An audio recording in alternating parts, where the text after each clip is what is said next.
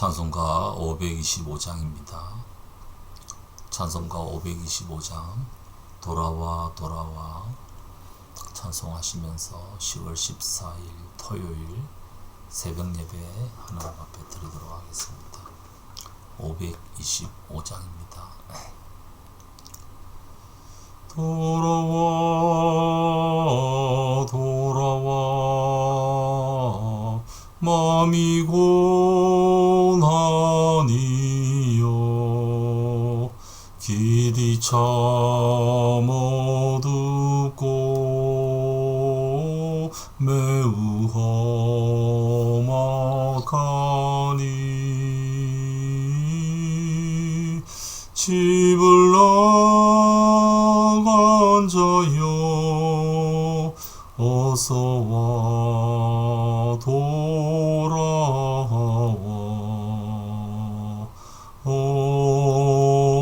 어서와 돌아오라 돌아와 돌아와 해가 질 때까지 기다리고 계신 우리 아버지께 집을 나간 자여 어서와 돌아와 어서와 돌아오라 돌아와 돌아와 환난이 있는 곳과 죄가 있는 곳과 미혹받는 데서 집을 나간 자여 어서와 돌아와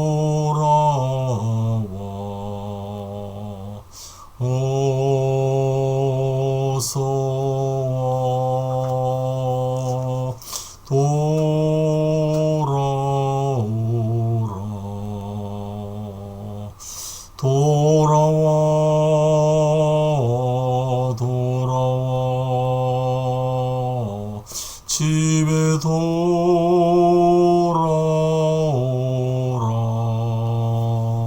모든 것 풍성한 아버지 집으로 집을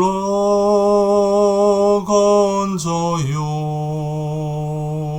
어서와 돌아와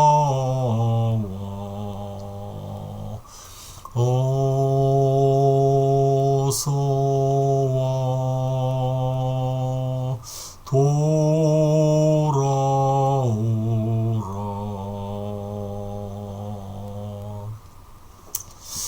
오늘 말씀은 사무엘하 18장 1절에서 18절입니다. 사무엘하 18장 1절에서 18절입니다.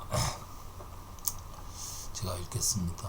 다윗은 자기와 함께 있는 백성을 점검하여 보고 그들 위에 천부장들과 백부장들을 세웠다. 다윗은 또 모든 백성을 셋대로 나눈 뒤에 3분의 1은 요압에게 맡기고 3분의 1은 수르야의 아들이며 요압의 동생인 아비새에게 맡기고 나머지 3분의 1은 가드 사람 이때에게 맡겼다.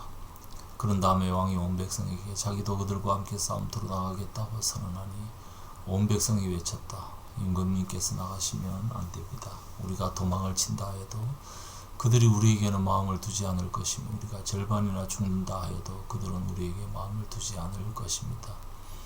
임금님은 우리들 만명과 다름이 없으십니다. 그러니 임금님은 이제 성안에 계시면서 우리를 도우시는 것이 더 좋겠습니다.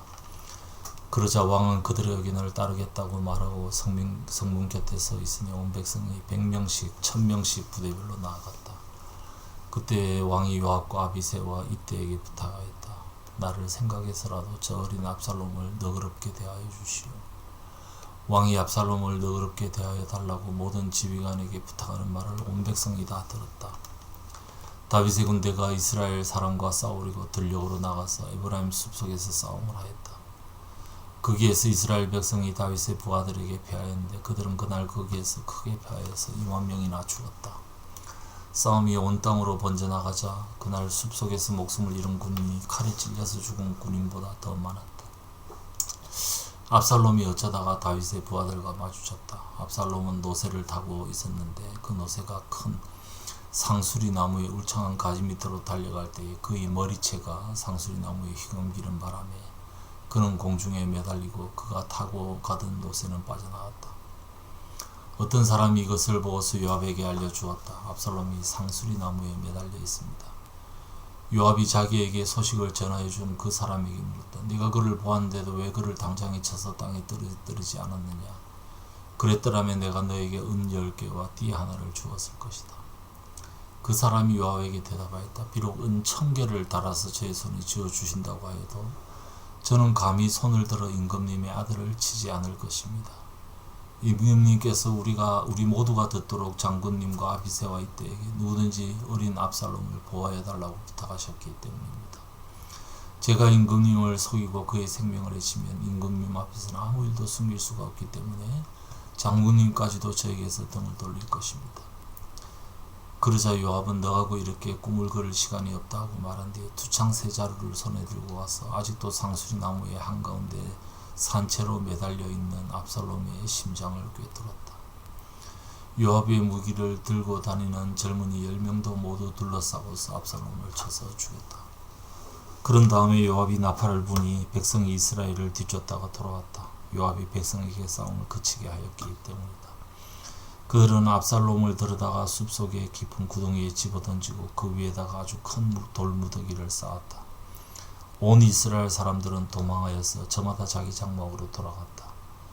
평소에 압살롬은 자기의 이름을 후대에 남길 아들이 없다고 생각하여 살아있을 때 이미 자기 비석을 준비하여 세웠는데 그것이 지금까지 왕의 골짜기에 있다. 압살롬이 그 돌 기둥을 자기 이름을 따서 불렀기 때문에 사람들은 그것을 오늘날까지도 압살롬의 비석이라고 한다.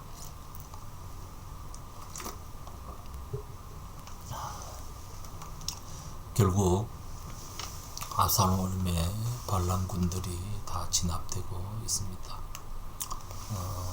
반란군들이 엄청난 숫자가 죽임을 당했고 압살롬 본인도 결국에는 죽임을 당합니다. 다윗은 압살롬의 부대가 아무리 숫자가 많아도 다윗의 부대가 이길 것을 알고 있었고 그러니까 이길 때에 압살롬을 좀 너그럽게 대해달라 그런 부탁까지 합니다. 압살롬 9절에 보면 압살롬이 도망하다가 상수리 나무에 머리채가 걸렸다. 그래서 공중에 매달려 버렸다. 이 머리채는 압살롬을 상징하는 풍성한 머리결, 1년에 한 번씩 깎았던 그 머리결은 압살롬을 상징하는 그런 어떤 외모의 상징적인 시그니처입니다. 그것 때문에 결국에는 매달렸다. 그래서 또 도망가지도 못하고 있다. 그렇게 그걸 하고 있습니다. 요압이 이 소식을 듣고 왜 네가 죽이지 않았느냐, 보상을 받았을 텐데 그 군사는 어떤 일이 있어도 나는 왕의 아들을 죽일 수 없다. 모두가 다 들었지 않냐, 압살롬을 보호해달라는 말을. 그렇기 때문에 내가 이 일을 할 수 없다. 요압은 이 얘기를 듣고 네하고 꿈을 꿀 시간이 없다고는 가서 투창을 가지고 압살롬의 심장을 꿰뚫어 버립니다. 15절에 요압의 무기를 들고 다니던 요압의 시종들 10명도 모두 둘러싸고서 압살롬을 쳐서 죽였다. 비참하게 압살롬 죽임을 당합니다. 그리고는 전쟁이 끝나고 압살롬을 구덩이에다가 던져버리고 돌로 그 위에다 쌓아서 아직도 그곳이 압살롬의 비석이라는 이름으로 남아있다. 그렇게 되어 있습니다. 한 젊은이가 야망에 찼던 젊은이가 결국 이렇게 허무하게 비참하게 생을 마감하고 있습니다. 압살롬이 잘못했죠. 야심이 있었고 잔인했고 치밀했습니다. 그런데 이 압살롬이 자기의 잘못을 깨닫고 다윗에게 돌아갔다면 다윗이 어떻게 했을까? 또 용서했으리라고 생각을 합니다. 이때까지도 그랬던 것처럼.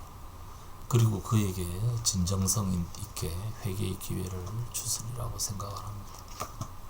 요압은 그런 것과는 상관없죠. 그에게는 오로지 군사만 중요하고 작전만 중요합니다. 사람에 대한 배려가 조금도 없는 게 요압의 형제들입니다. 아브넬을 죽일 때도 그렇게 하지 않았어요. 그래서 이 압살롬을 생각하면 참 압살롬을 죽을 때도 젊은이 요압의 그 무기를 든 젊은이들이 둘러싸서 쳐서 죽이는 집단 폭행에 의해서 물론 이제 심장을 창으로 꿰뚫어 버렸지만 그렇게 칭찬이 자자하던 지혜가 뛰어났던 한 젊은이가 죽게 됩니다. 아버지의 잘못이 있었고 여러 가지가 있었지만 결국에는 자신이 감당할 수 없는 야망을 가지고 있다가 그렇게 됩니다. 근데 그 압살롬의 가장 아쉬운 점은 회개하지 않았다는 것. 누가복음 15장에 나오는 탕자의 비유 같습니다. 아버지께 돌아갔으면 아버지의 사랑이 그에게 새로운 기회를 주었을 텐데 그렇게 하지 못한 것이 가장 아쉬운 대목입니다. 잘못할 수 있지만 그 잘못을 지적받을 때 돌이키고 하나님께 돌아가는 것, 이것이 진정한 용기입니다. 사탄은 그걸 막는 거죠. 우리는 그걸 믿는 겁니다. 하나님 용서하지 못할 사람은 아무도 없다. 그걸 믿고 두 손 들고 하나님께 돌아갈 때 우리 하나님께서 다시 우리를 아들로 영접해 주시는 놀라운 일들이 펼쳐질 것이다. 그렇게 말씀을 하고 있습니다. 오늘도 이 말씀 기억하며 우리 자신을 돌아보며 하나님께 그 사랑을 믿고 하나님께 돌아가는 우리 모두 되기를 주님의 이름으로 축복합니다. 기도하겠습니다. 아버지 하나님, 압살롬의 비참한 죽음을 접하게 됩니다. 우리를 돌아보게 도와주시옵소서. 하나님께서 우리에게 기회를 주실 때 우리가 완고하게 버티지 않고 하나님의 품으로 그 사랑을 의지하며 돌아가는 저희들 되게 도와주시옵소서. 어떤 죄인이라도 받아주시는 아버지의 압도적인 사랑을 믿으며 그 주님께 돌아가는 저희들 될 수 있도록 도와주시옵소서. 이 아침에 기도로 모인 주의 백성들에게 은혜도 하시며 이런 자비와 긍휼이 무궁무진하신 주님을 이 아침에 경험하는 복된 시간 될 수 있도록 도와주시옵소서. 감사드리옵고 주 예수님 이름으로 기도드리옵나이다. 아멘. 자유롭게 기도하시겠습니다.